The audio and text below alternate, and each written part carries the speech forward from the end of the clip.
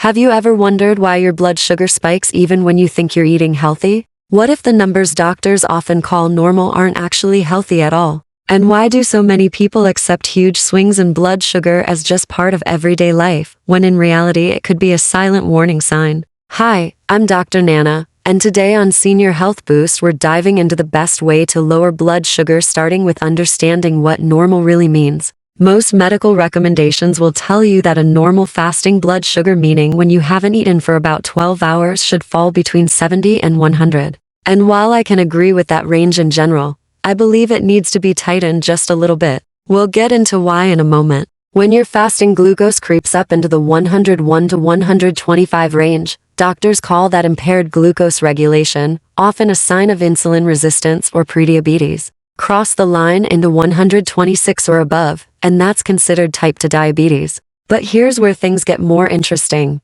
Blood sugar isn't just about one number. It's about the dynamics: how quickly it rises after you eat, how high it goes, and how long it takes to come back down. Standard guidelines say that within about 30 minutes after eating, your blood sugar can peak anywhere from 170 to 200. Personally, I think that's far too high. In my experience, people hitting those numbers are usually eating processed carbs, sugar, and other foods that push their bodies toward insulin resistance. The official ranges suggest prediabetic levels could climb between 190 and 230, and type 2 diabetics may spike even higher to 20 to 300. And when it comes to coming back down after 2 or 3 hours, the same pattern continues. Normal individuals should be between 120 and 140, insulin-resistant people between 140 and 190, and type 2 diabetics may not dip below 100 at all in that time frame. Here's the problem. Many of the people labeled normal aren't actually healthy. They're just common.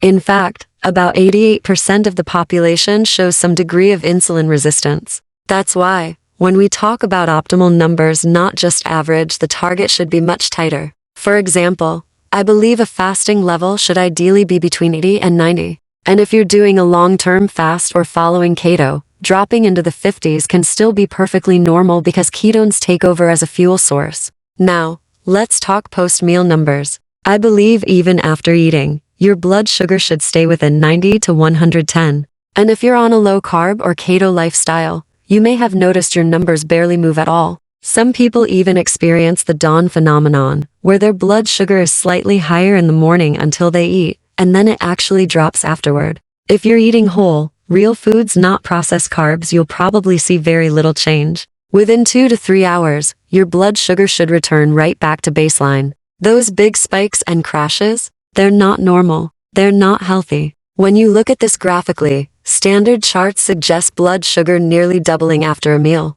To me, that's a red flag. It's the result of diets overloaded with sugar and carbs, often disguised as healthy complex carbohydrates, which are really just sugar in another form. If you're even a little insulin resistant, that graph shifts higher. If you're diabetic, it shifts higher still. But optimal numbers should look almost like a flat line. With real food, the change should be barely noticeable. So, what's the next question we should be asking? Quite simply, what actually causes high blood sugar? The short answer is food intake, but not just how much we eat, but what we eat. Carbohydrates raise blood sugar many times more than anything else, especially processed ones. And the worst culprits, plain sugar and high fructose corn syrup. They're similar, but high fructose corn syrup is even worse. It overloads the liver and rushes into the bloodstream faster, creating havoc with blood sugar levels. And that brings us to the next part of our journey, understanding exactly why these foods create such damage, and what happens inside your body when you eat them.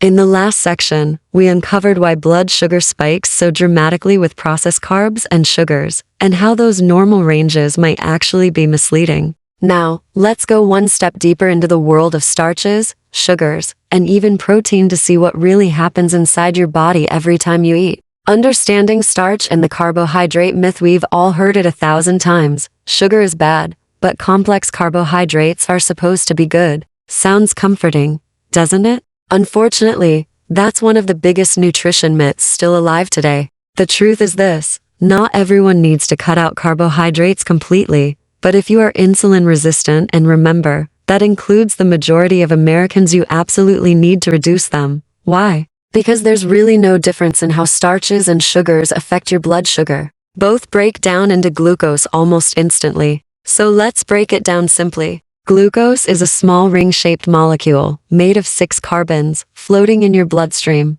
It's what we call blood sugar. Most of the carbohydrates you eat, whether it's bread, rice, potatoes, or pasta, are just long chains of glucose molecules linked together. When those chains are made up of hundreds of glucose units, we call them starch. Here's where it gets interesting. The moment starch enters your mouth, digestion begins. An enzyme in your saliva called amylase immediately starts chopping those long chains into smaller pieces, cutting them 2 by 2. A little further down the digestive tract, enzymes break them down even more, 1 by 1, until all that remains are free glucose molecules, ready to rush into your bloodstream.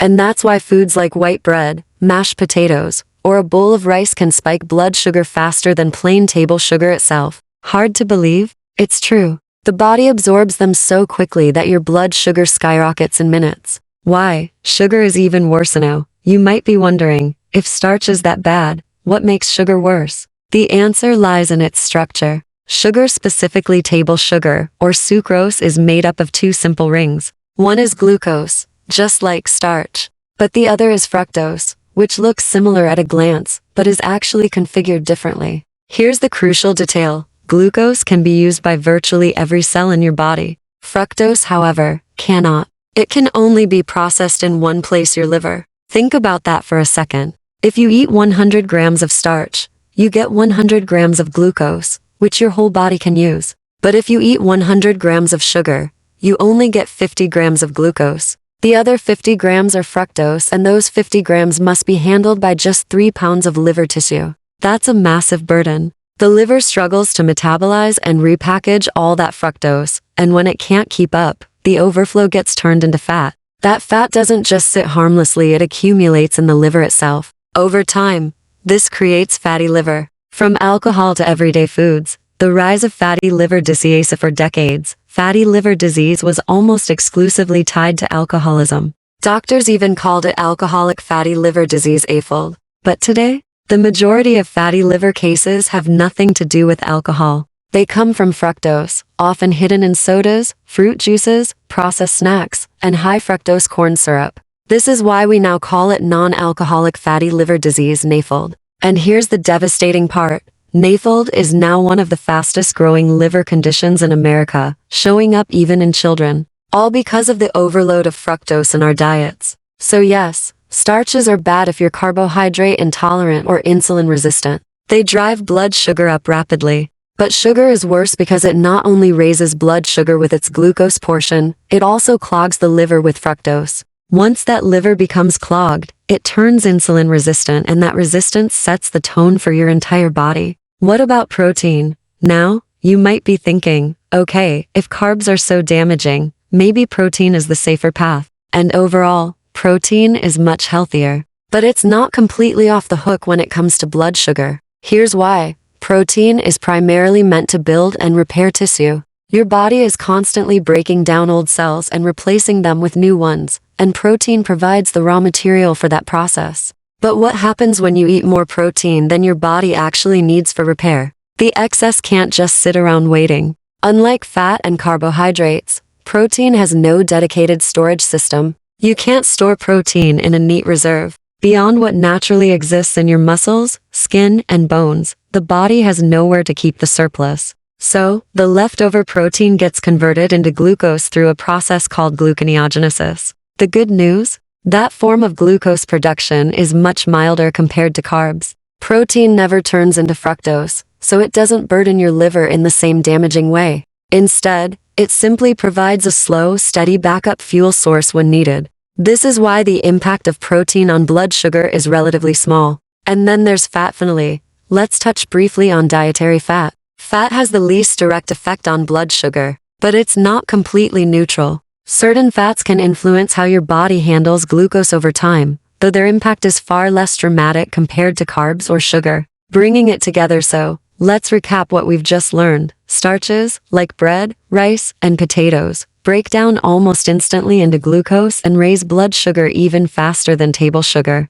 Sugar is worse because it's half glucose and half fructose, and fructose can only be processed by the liver. That overload leads directly to fatty liver disease. Excess protein can convert into glucose, but it's still a gentler process and doesn't harm the liver the way fructose does. Fat has only a small influence on blood sugar but plays a role in the bigger metabolic picture. When you see it laid out this way, it becomes clear why carbohydrates have by far the greatest impact on blood sugar and why sugar and starch deserve the most caution in your diet. Now that we've uncovered the truth about starch, sugar, and protein, the next question becomes even more critical.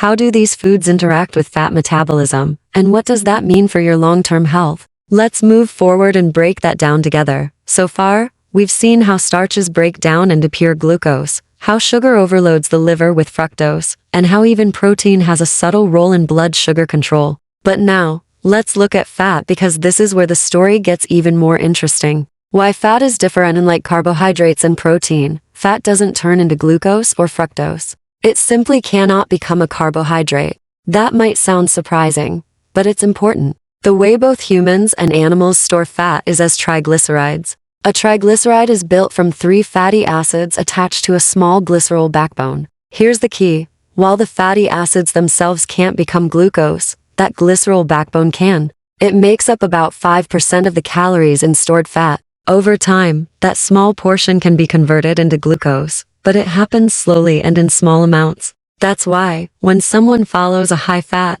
low-carbohydrate diet, the effect on blood sugar is practically zero. The fatty acids provide energy, but they don't flood the bloodstream with glucose. Visualizing the differences, think of it this way. If we picture arrows representing each macronutrient's impact on blood sugar, carbohydrates would be a big bold arrow shooting straight up. Protein would be a smaller arrow, maybe 1/5 the size. Fat, on the other hand, would be a tiny arrow so small you'd barely see it on the chart. If we put some numbers to it, carbohydrates can raise blood sugar by 70 to 100 points or more. Protein, by comparison, may raise it 10 to 15 points, sometimes 20. Fat usually raises it only in the single digits, so low it's almost negligible. That's the short-term story. But the long-term story is about something else entirely: insulin. The role of insulin. Insulin is the hormone that moves glucose out of your bloodstream and into your cells. Whenever you eat, especially carbohydrates, blood glucose rises.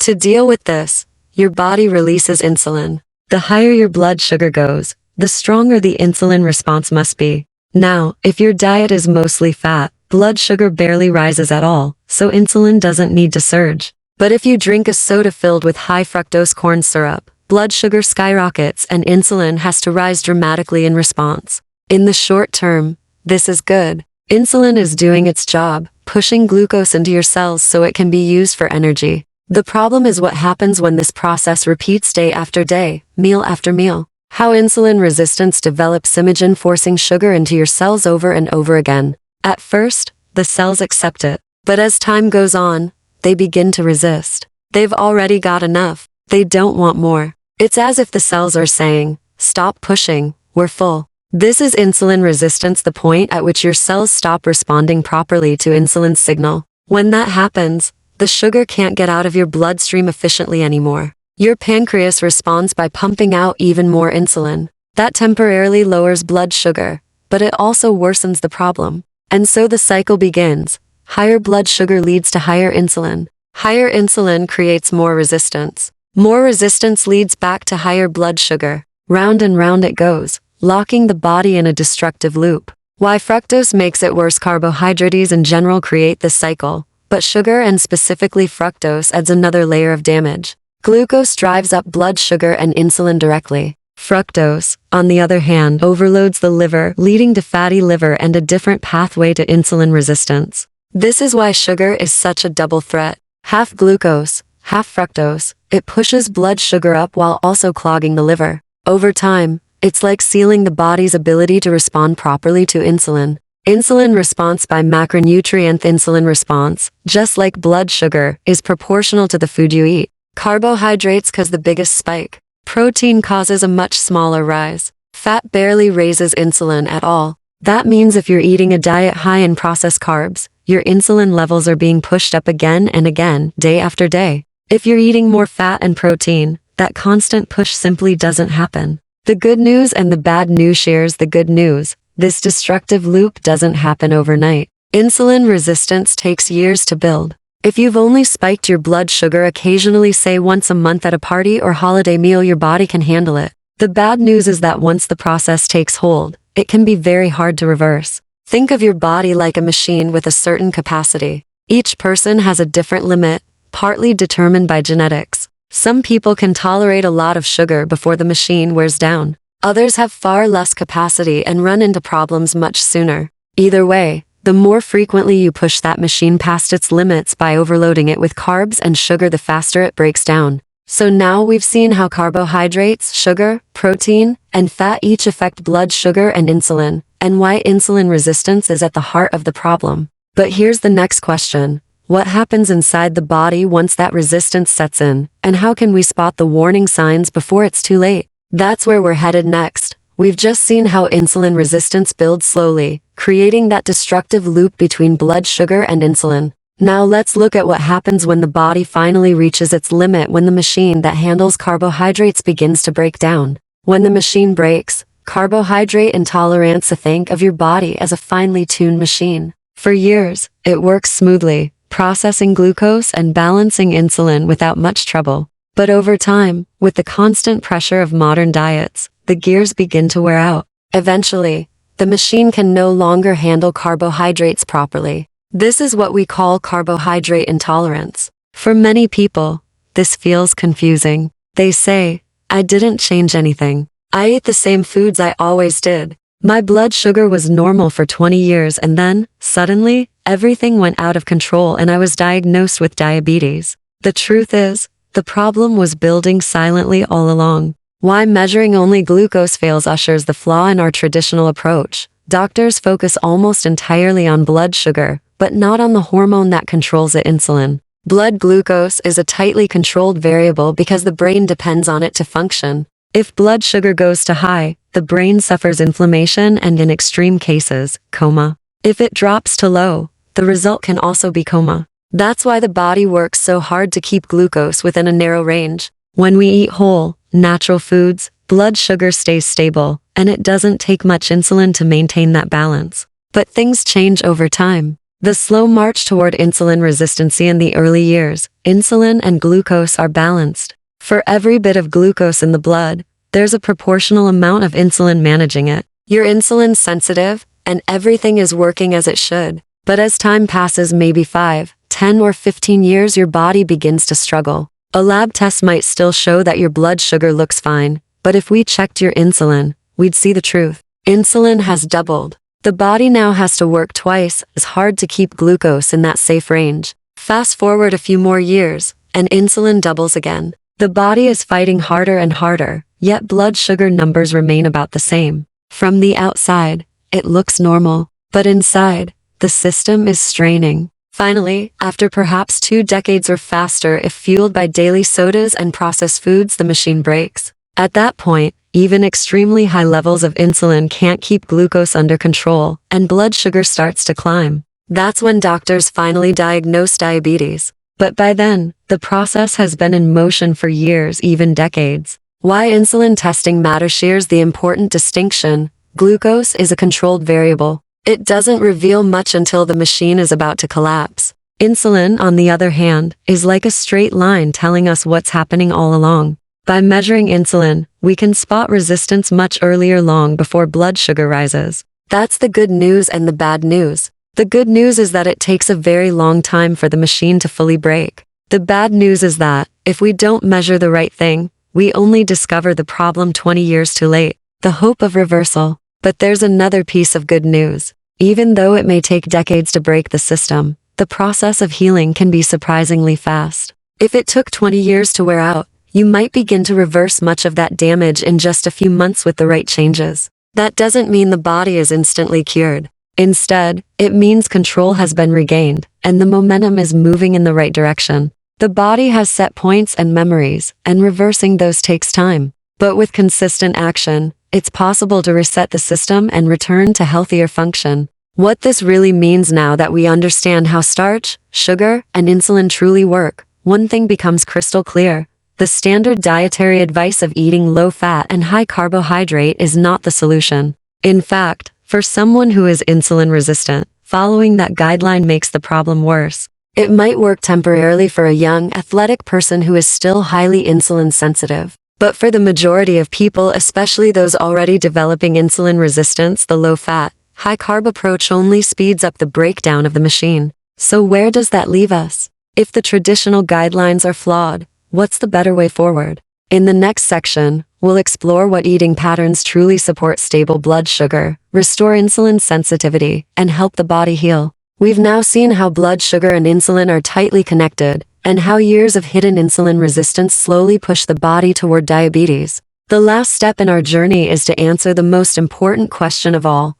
What can you actually do, starting today, to lower blood sugar and bring your body back into balance? It's really about insulin, not just sugar. Here's the truth. Lowering blood sugar isn't just about avoiding sweet foods. It's primarily about lowering insulin. Because once your body becomes insulin resistant, it loses its ability to regulate both sugar and carbohydrates. That's why any long-term solution must focus on reducing insulin, not simply masking high blood sugar with medications.